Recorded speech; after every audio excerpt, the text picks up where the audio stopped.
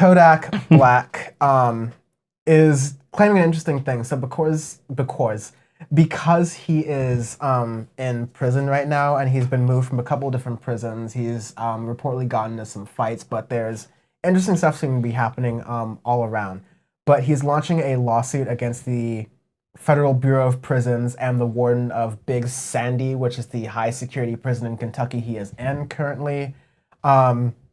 He claims to have suffered routine physical and emotional abuse at the hands of the authorities, being restrained 6 hours without going to the bathroom.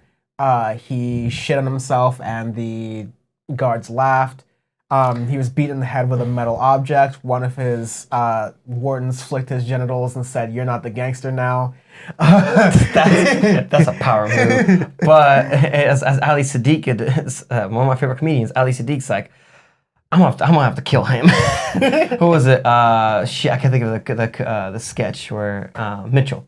It's like, Mitchell, this ain't gonna be good. Yeah. So I am not surprised whatsoever by what's gone on in prison, because this is well documented through many people that prison guards are the worst. Yeah, and like that's the thing is like we say we have this legal system, and we say part of the legal system is throwing these criminals to this box somewhere. This box being the criminal justice system and all these prisons that are private and public that are around the country. But the people who work there, they're not even like workers in the sense of, yeah, they have 9-to-5 jobs and they go into a thing, but they are agents of the state. They are people who are actively inflicting violence on behalf of the state to people, and they often get a pass for it because it's the lowest dregs of society. It's like no one really cares as much as they should when you are when you hear incidences of, oh, that's someone who was violently mentally ill and they were homeless. They were like reacting to people, so that's why they were hit by a car. And a lot of those guys don't want to be there because I